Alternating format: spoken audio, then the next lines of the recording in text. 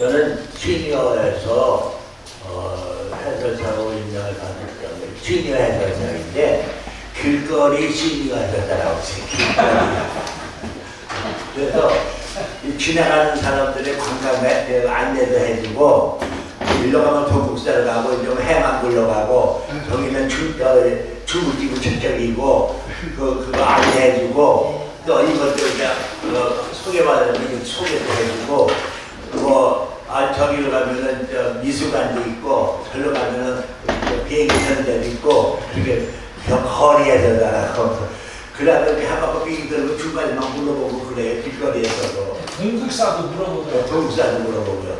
그 천주교인들은 천주교는 못 써요 그래. 여기 가면 두줄동 성당 있다고 그런 얘기를 해주고 지금 저기 우회에서도 구암동산에도 저 안에 계신 분은 안에 설명하고 우리는 이 바깥에 설명하는 사람이라고 그러세요. 그러니까 여기도 아직 이거 좀 들어보라고 이제 그거 보여주고 그러죠. 내가 그냥 그때 요령만 하시면 돼요. 근데 거기에 무슨 방법이 따로 있는 게 아니니까. 사람마다 다르거든요. 또 말하는 사람도 다르고. 저기 우리 말조라든가 아니면은 앞에 제가는 그건 딱 고정되어 있지만은 우리는 돌아다니는 사람이라고 생각하면 돼요. 그때마다. 그래서 올라오다 보면은 또 중간에서 만난 사람 있잖아요. 그 사람도 특히 구암교에도 설명해주고 그 옆에 있는 것들도 설명해주고 그러죠. 또 저기 저기 누구는 이상한 건물 있죠. 저기 우리 균형탑이라고 거기도 우리 같은 사람들 지키고 있다고 거기 꼭 가보시라고 이렇게 하고 그러죠. 위에서 보이잖아요. 그 균형탑이. 근데 균형탑에는 사람들 안 보이대. 우리 그거 안 지키시는 거 그래서 안 보이대. 서로 감시. 그래서 물어보니까 옆에 앉아 계신다고 그러더라고요.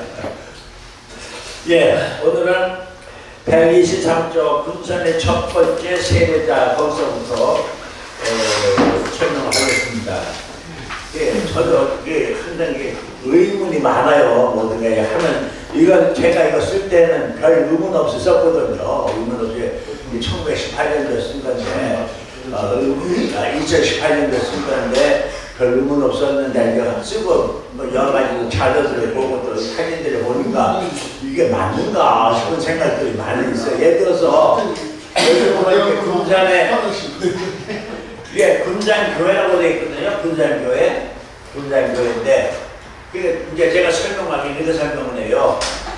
1899년도 12월 달에 등록적으로 이사 가기 직전에 기념으로 찍어진 사진이 아닌가 그렇게 추정을 합니다. 그러니까 등록적 이사 가기 전에 수덕산에서 궁궐로 이사 가기 전에 그게 찍은 사진이 아닌가 그렇게 설명을 합니다. 왜냐면 여기에 군산 최초의 교회라고 써있거든요. 교회 빌딩이라고 써있는데 또 이제 어떤 사람들 여기를 보면은 이게 전긴 선교사 집이라고 그러거든요. 그 전긴 선교사 집은 그 당시 교회가 전긴 선교사 집이었거든요. 근데 집이 달라요. 저거하고 이거하고 전 달라요. 그러니까 그럼 이게 전긴 선교사 집이 아닌가 하여튼 생각이 들어요. 또 여기 보면은 이제 우리 전균의 아이들하고 이렇게 앉아있는 사진이 수건이 옆에 있는데 여기 보면은 이게 이 빨래가 한국산 빨래가 아니야. 이게 서양 아이 빨래 이게 보면은 뭐 여기가 이 전균의 아이 같은데 그러면 이 집이 뭐 전균 집인가? 하면 또 아니란 말이에요. 더 다르단 말이에요. 그래서 참 헷갈려요. 그러니까 과연 이게 어느 것이 맞는가 하는 의심을 이제 들어요. 근데 어떻게 그걸 증명할 수 있는 어떤 길은 없고 근데 그렇게 의심만 하고 있죠. 그래. 근데 목사님 이게 부의정 선교사님이 군산에 몇 년 되셨어요? 그러니까 이제 1899년 이제 10월 달에 왔거든요. 네, 10월 달에 왔기 때문에 부인의 선교사가 있기 때문에 아마 오자마자 이사를 했거든요. 그런데 이사를 했으니까 근데 이제 부인 선교사의 기록에 보면은 전킨의 집에 가보니까 도대체 전킨 선교사가 어떻게 여기서 4년을 살았는가 놀랍다 그런 말을 하거든요. 이 좁고 이 냄새나고 이 극한 이곳에서 어떻게 전킨 선교사가 4년을 살았는지 존경스럽다 그렇게 해요. 그러니까 아직 이사하기 전에 전기사님 지금 본 거예요. 근데 그 본 거는 분명한 거죠. 그러니까 저것은 저 사진은 아마 구학동으로 이사하기 전에 찍은 기념사진이 아닌가 그런 생각도 좀. 저 사진을 지금 양국종 선교사님하고 우리가 지변교회 부인의 교회로 오고 지혜를 했어요. 그래서 양국종 선교사님 그 속에 저 사진이 다 이렇게 있어요. 그때는 1904년도 됐더라고요. 아니 이게 그렇고 저거 말이야. 여기 써 있거든. 몇 년이 됐어요? 아니 여기 보면은 이제 군산 최초의 그 교회 건물이라고 써 있거든요. 그러니까 이게 저 사진을 제가 그렇게 해서 제가 드렸다. 중앙교회 자, 여기 사진을 제가 여기 책에 인용했기 때문에 제가 설명해 드리는 겁니다.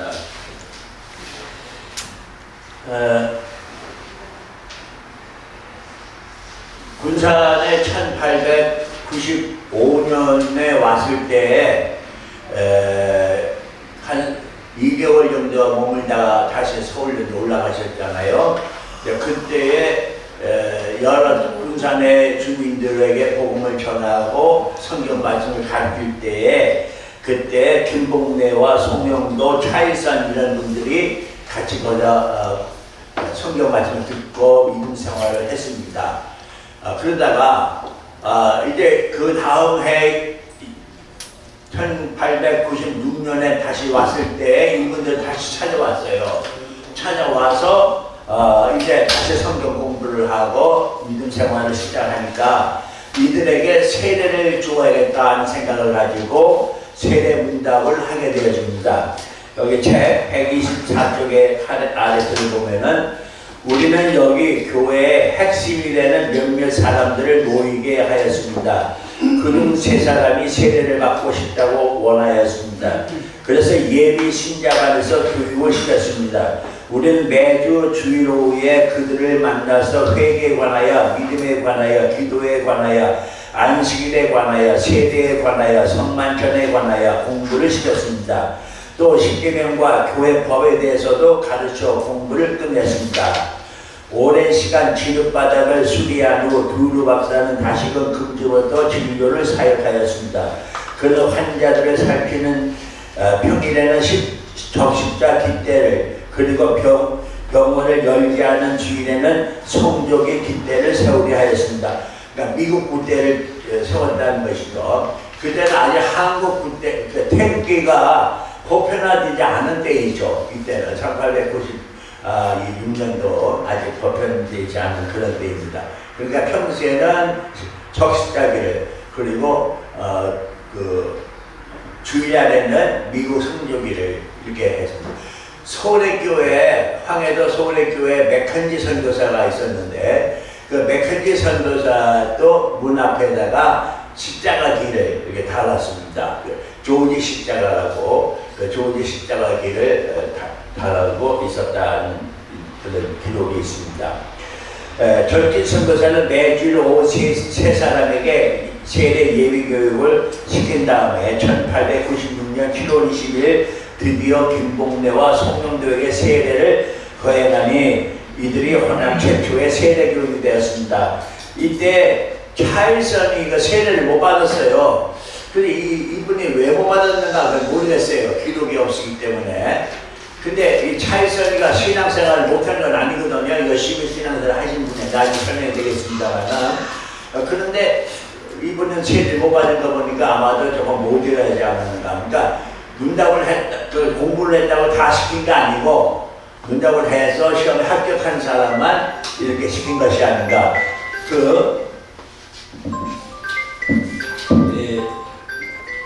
위에 보면은 그 여러분들 그 137쪽 130쪽에 보면은 돼 있어요. 거기에 세례 문답 예시가 되어 있는데 131쪽에 보면은 당신은 왜 기독교인이 되려고 합니까? 용서받아야 당신의 죄는 무엇입니까? 당신은 용서를 받았습니까? 등등등이니까 예수는 누굽니까?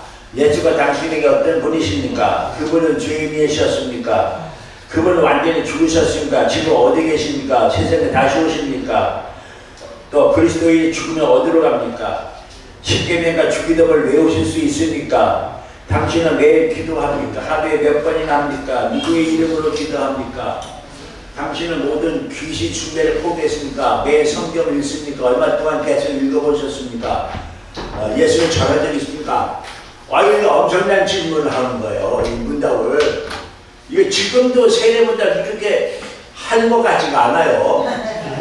근데 이때가 1896년 첫 번째 세례 문답 공부를 이렇게 신 거예요.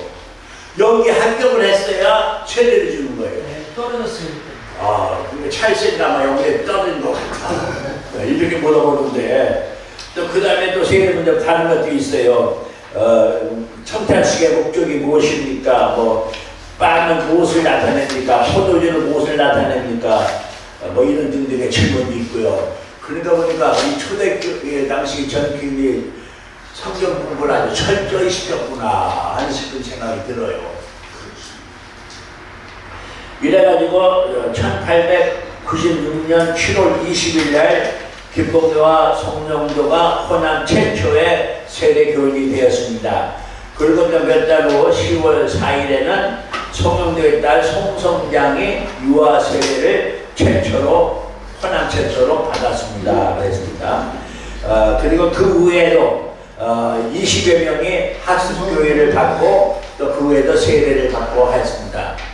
그러니까 호남 최초의 세례교인 누구라고요? 김봉래, 송영도입니다. 아마 김봉래가 나이가 좀 윈 것 같아요. 그 나중에 다시 설명이 되겠습니다만은 교회가 이렇게 이제 이사한 후에 별로 그러니까 구암으로 이사갈 때에 송영도는 전길을 따라서 구암으로 갔어요. 그리고 김봉래는 구암으로 따라가지 않은 사람과 더불어 이 지역에서 기도처에서 예배를 드렸어요. 근데 그 기도처를 누가 제공했느냐? 바로 차일선입니다. 차일선이 자기 집을 기도처로 내놨어요. 그래갖고 거기서 기도처에서 예배를 드리다가 1904년에 구곡동에서 이제 처음 예배 마련해서 예배를 드리고 그 다음에 개복동으로 다시 이사를 했죠. 그래서 거기서 이제 정식으로 개복교회가 시작이 된 겁니다. 네, 구복동이 개복동이죠. 근데 이때 구복동은 지금 영동이에요. 영동. 네, 영동. 지금 영동이고 그 후에 현재 있는 개복교회 있는 대로 그 후에 이사를 가게 됩니다. 저기 중국들 송사모님 할아버지들이 그렇죠. 송사모 성대산 장로님 할아버지죠. 개복교회 거기서 왔다고 그랬는데. 예, 개복교회 왔죠. 그러니까 송영도 장로님이 네. 이제 거기서 갔다가 네. 그 다음에 다시 개복교회로 왔는데 왜냐면은 전팀이 전주로 이사 갔잖아요. 전주로 이사 가는 바람에 잠깐 왔다가 그 다음에 전길을 따라서 전주로 갑니다. 송영도 장로님이. 그래갖고 송영도 장로님이 그때의 전길 선교사의 조상으로서 합니다. 조상으로. 그 다음에 거기서 이제 교회도 세우고 또 동강교회도 세우고 또 독산중앙교회도 세우고 근데 그건 나중에 송영도 장로님 얘기할 때 자세히 또 말씀드리도록 하겠습니다. 이때 서천군 종천면 신검리에 강규영이라는 분이 있었어요. 그 강규영이라는 분은 1895년도에 따로 그분은 이제 개인적으로 성경, 로스역으로 만들어진 성경을 구입을 해가지고 읽었어요. 읽었는데 도저히 이해가 안 됐는데 서영 선교사가 군산에 왔다는 소식을 듣고 처천에서 배를 타고 군산에 와서 만나가지고 전킴이와 대화를 나눈 가운데 예수를 믿기 시작을 했습니다. 근데 전킴이 그 다음에 갔다가 1896년에 오니까 다시 왔어요. 와가지고 계속 이제 자기 동네에서 배를 타고 우리 여기 전키를 만나서 예배를 드리다가 자기 집에서 여기 보면은 군산에 기독교에서 와있다는 소풍문을 듣고 전키를 찾아와서 기독교의 복음을 자세히 듣게 되었습니다. 그 후에 계속 전키의 지도를 받아 강규영은 신덕리 낭평마을 솔동네 이춘호의 집을 빌려 예배를 드리기 시작하므로 신검교회가 시작되었는데 이것이 충남의 최초의 교회입니다. 신검교회가 최초의 교회. 거기 가보신 분도 안 계신데 우리 한번 지난번에 서목사를 가서 사연을 찍은 적이 있습니다. 그 후에 두 선교사가 서울로 올라갔다가 다시 군산으로 돌아왔다는 소식을 들은 강규영은 전킨에게 교리를 배우고 문답을 받아 군산 선교부 두 번째로 충청남도사령 최초로 강주희와 함께 세례를 받았습니다. 그 다음에 1901년 강규영은 북리 청년 조종록의 집으로 예배 순서를 옮겨 전도를 하니 1905년 전기석의 침례로 강창희, 강인익, 조동록 등 세례를 받게 되었고요. 이렇게 해서 조동록은 나중에 장로가 되어집니다. 충남 최초. 예.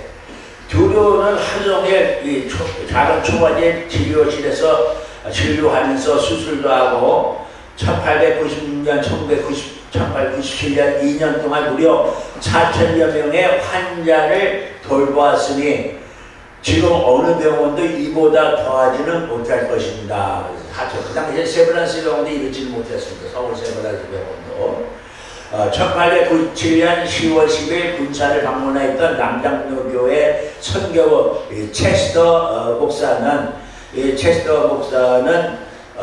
아주 유명한 그 선교 신학자인데 이분이 이제 이렇게 멀리서 와서 진료를 받는 걸 보고서 깜짝 놀랐다고 선교 보고서에 기록을 하고 있습니다. 1896년 11월 12일 리기니 데이비스 여성과 군산에 내려옵니다. 그전에는 서울 인성부에서 교회에서 활동을 하다가 이제 전길의 부름을 받고 내려오고 그곳은 이제 레이놀즈가 맡아서 했었죠. 서울의 인성부 교회를. 군산교회는 더불어서 활발하게 움직이면서 1890년 1월까지 5개의 성경반을 운영하였는데 그 중에 2개는 20여 명의 여성들이 모이는 여성반이었고 1개는 소년반이었습니다. 이 소년반이 나중에 그 구암동에 있는 그 안락소학교의 모체가 되어지죠. 예. 자, 군산이냐 나주이냐. 1896년 11월 3일부터 6일까지 서울에서 제5회 남장로교 선교부 연례회가 열어서 군산 선교부를 폐쇄하고 전라남도에 새로운 선교부를 설치하자라는 문제로 서로 논의가 활발하게 진행이 되었습니다. 이때 두루 선교사나 전직 선교사가 이 회의에 참여를 못했었습니다. 그러나 나중에 이 소식을 듣고 절대로 그럴 수가 없다 하고 나주의 선교를 반대했습니다. 그랬더니 그러면 나주를 한번 답설해보자 이렇게 해서 레놀즈, 전진, 테이트, 두루, 베런 선교사가 나주를 이제 방문을 하고 3주일 동안 과연 나주가 우리 선교부로서 합당한 곳인가 하는 것을 이제 보게 되었죠. 그래서 1년 후에 1897년 10월 27일부터 11월 1일까지 5일간 군산 데이비스 사랑방에서 제6회 남장로교 선교부 연례회의가 열려서 군산교회 상황을 면밀히 검토하였습니다. 여기서 데이비스의 사랑방이라고 이렇게 되어 있는데 저는 그때 이 책을 쓸 때는 별 의심 없이 그렇게 썼어요.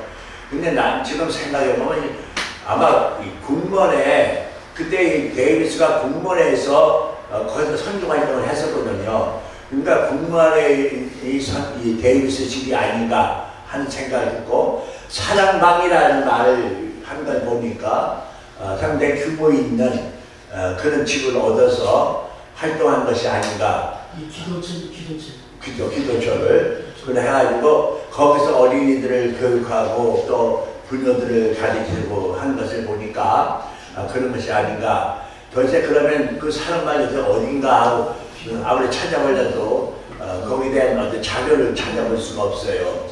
그 군말 어디에 있었는지는. 나중에 어딘가는 아마 이스라엘이라고 보는데 좀 더 연구를 해봐야 될 것 같습니다. 이렇게 해서 결국 군산 선교부를 계속 유지하도록 여기서 제6회 남남의 선교부에서 결정을 하였습니다. 이 자리에 역시 체스터 목사가 참석을 하고 그 회의를 지켜보았습니다. 그리고 나주 지방은 뉴진벨 선교사와 해리스 선교사에게 맡기기로 했습니다. 그리고 나주 지방은 유생들의 강한 반대로 나주 선교부를 철수를 하였습니다. 자, 그 반대 이유는 조금 이따가 설명해 드리겠습니다. 회의의 마지막 날이 주일날이었는데 체스터 목사가 50명의 군산 교인들 상대로 설교를 하고 레이놀즈 선교사가 통역을 하였고 오후에는 선교사 중심으로 또 영어 예배를 드렸다고 합니다. 이 자리에서 두류 선교사의 딸 헬렌이 세례를 받았습니다. 그러니까 여기서 중요한 점은 바로 두류의 딸이어서 세례 받았던 헬렌이. 근데 우리 지금 아직 제가 얘기를 못 들었습니다만은 지금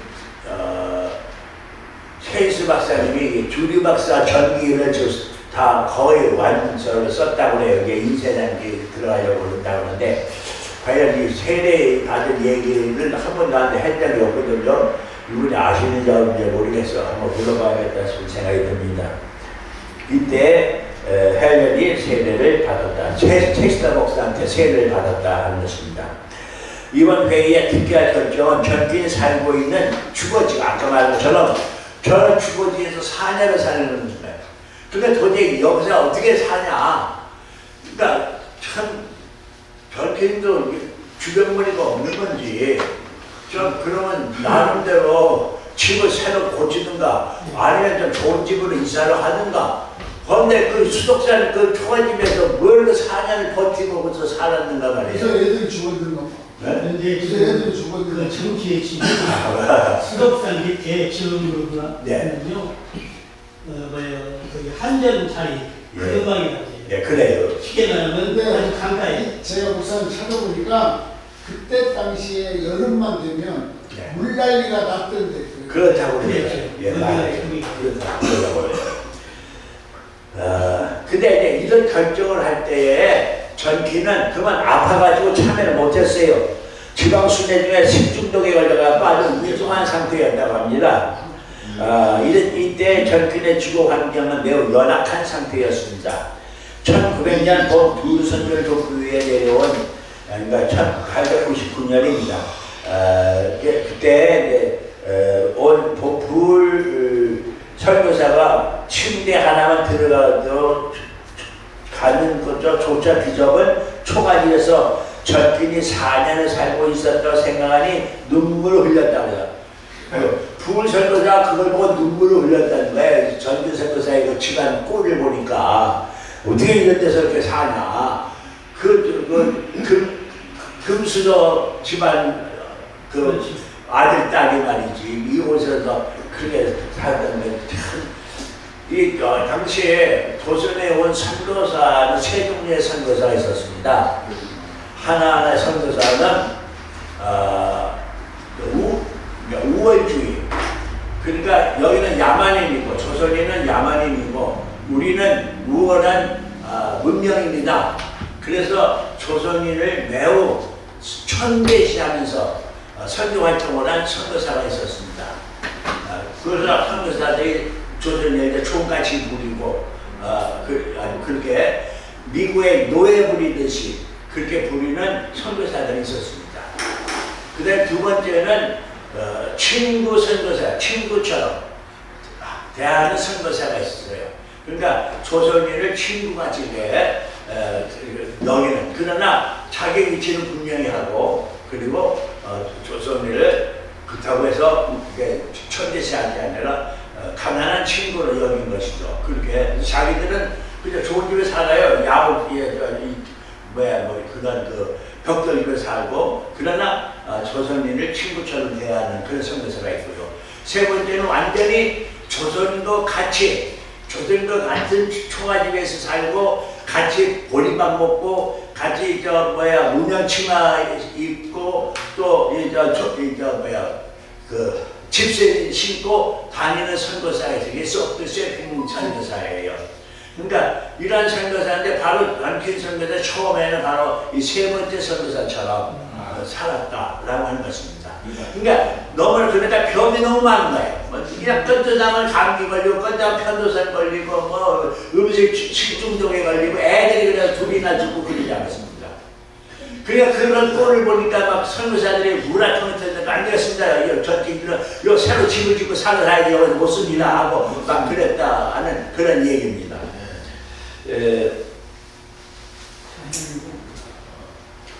그래서 이때 전기의 그래갖고 전기의 설교를 준비할 때는 아이들이 다 밖에 나가 있어야 돼요. 아이들 조금만 방 안에서 애들이니까 있어도 안 되니까 밖에다 겨울에는 방 한 구석에 애들이 쪼그리고 앉아가지고 책을 읽었다고 합니다. 발을 뻗으면 잠기면 밖으로 발이 나가다니요.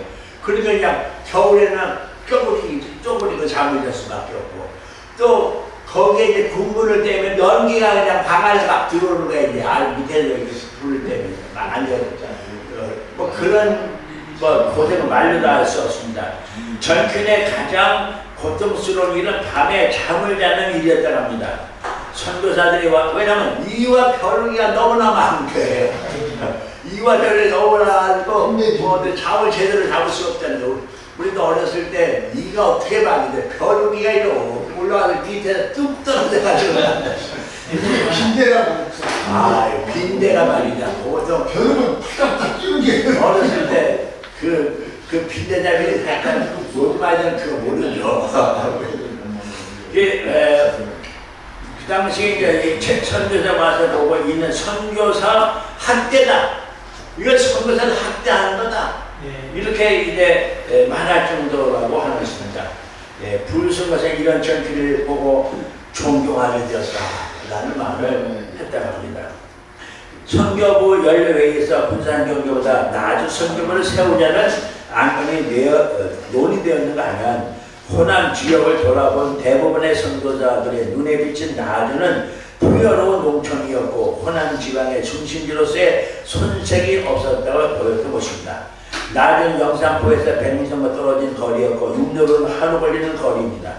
나주를 중심으로 활동했던 선교사는 유진벨과 해리슨 선교사였습니다. 나주 선교부 문제가 없던 일로 되어버리자 그래도 나주 선교를 포기할 수 없다고 생각한 유진벨은 1897년 4월 어학선생 변창현을 나주 성리에 집한죄를 구입을 해가지고 선교 기지를 이제 마련하도록 하였습니다. 자, 여기서 조금 설명을 드리면은 왜 나주의 사람들이 우리 선교부를 들어오는 것을 절대 반대했는가 하는 것입니다. 여기는 몇 가지 이유가 있습니다. 첫 번째 이유는 이 나주는 유학이 굉장히 강한 데입니다. 유교가. 여기에 그 유생들은 그야말로 자기들의 그 생명을 내걸고 유교를 지키는 사람들이었습니다. 그렇기 때문에 타 종교가 이곳에 들어온다는 것은 말을 할 수가 없는 그런 입장입니다. 그렇기 때문에 심지어 동학이 이 나주에 들어올 때에 절대 반대. 전라도 남북도에서 동학이 점령하지 못한 곳이 없었습니다. 그런데 이 나주만은 점령을 못했습니다.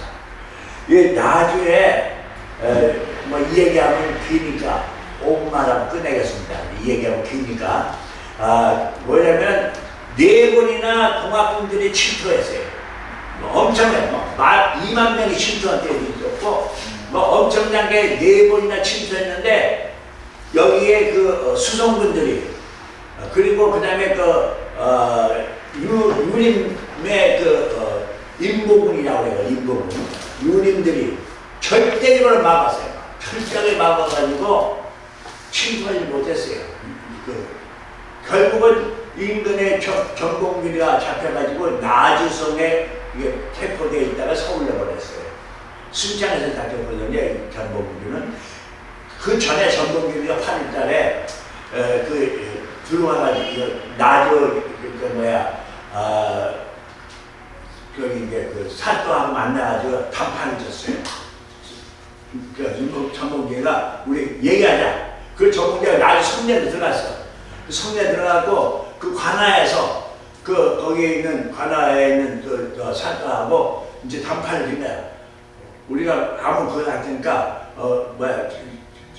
사람들을 같이 가지 않을 테니까 우리를 지지해달라.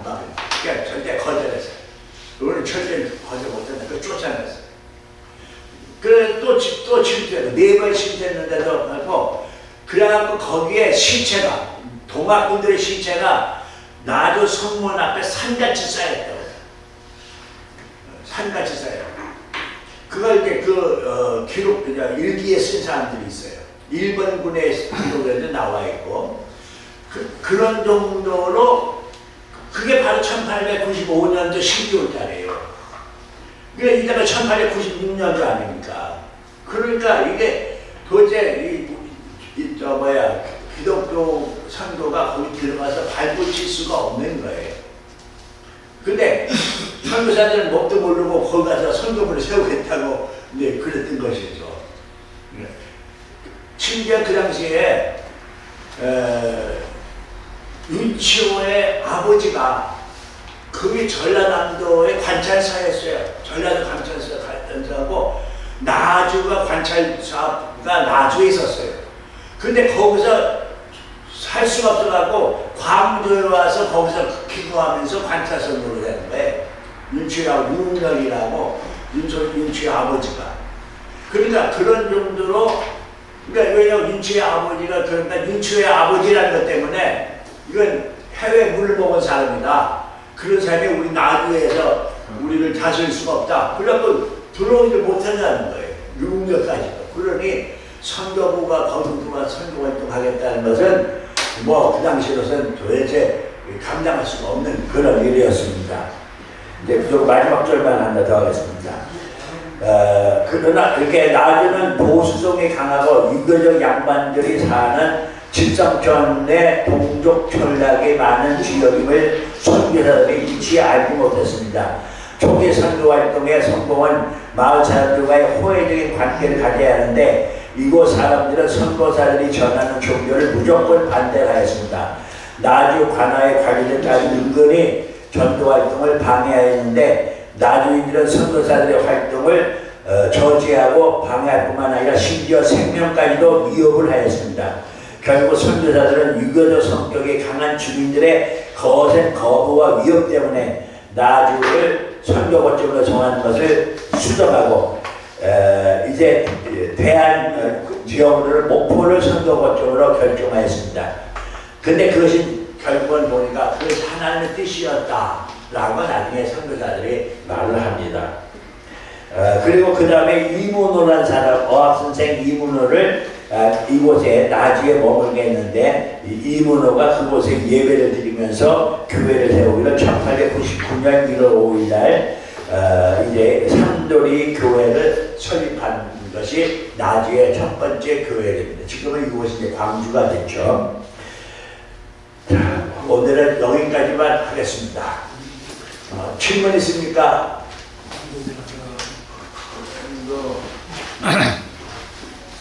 그래도 저런한도 나주가 아주 좋았구만. 예, 나주가 당시에는 배가까지 들어왔지 않습니까? 영산정 배가. 그 나주가 배가까지 들어왔고요. 그 나주가 고려시대는 제2의 수도 같은 역할을. 왜냐면 고려를 세운 왕건의 부인이 나주 사람입니다. 오씨라고. 나주 오씨예요. 그래갖고 그 나주 오씨가 낳은 아들이 또 고려 왕이 돼갖고 거기를 아주 굉장히 중요시 여기는, 그냥 고려시대는 굉장히 중요시 여기는 그런 곳이었습니다. 근데 그 나주가 아까도 그런 얘기 잠깐 하려고 말하는데 이 호남의 유교와 영남의 유교가 좀 달랐습니다. 영남의 유교는 이태계의 학풍이 흘렀고 이쪽 호남의 그 유교는 이율곡의 학풍이 흘렀습니다. 그러니까 이율곡이라는 것은 좀 길을 갖다가 좀 중요시 여기는 활동, 행동을 중요시 여겼고 저쪽에는 이성적인 거, 주제주의적인 거 그런 걸 생각하고 서로 영남학파와 호남학파가 서로 싸우는 것이 바로 조선시대부터예요. 그것이 오늘날도 영남 호남 간의 지역적 감정이 아직도 이렇게 존재하고 있는 이유 중에 하나인데 그 영남학파의 호남학파의 중심지가 그쪽이에요. 나주 예. 유아이 가장 센 곳이. 예, 그게 유학이 가장 센 것이죠. 그렇기 때문에 그것을 함부로 그냥 멋들어보려고 설교가 들어가게 들어갔잖아. 안 된다고요. 전라도가 전주 플러스 나주. 예, 맞아요. 예. 예, 그렇죠. 말하자면 동학이 기독교 때문에 되는 거지. 뭐 그러니까 그거 하실 건 없고. 아 그러니까 그게 예. 자, 그럼 오늘 인사 마치겠습니다. 예.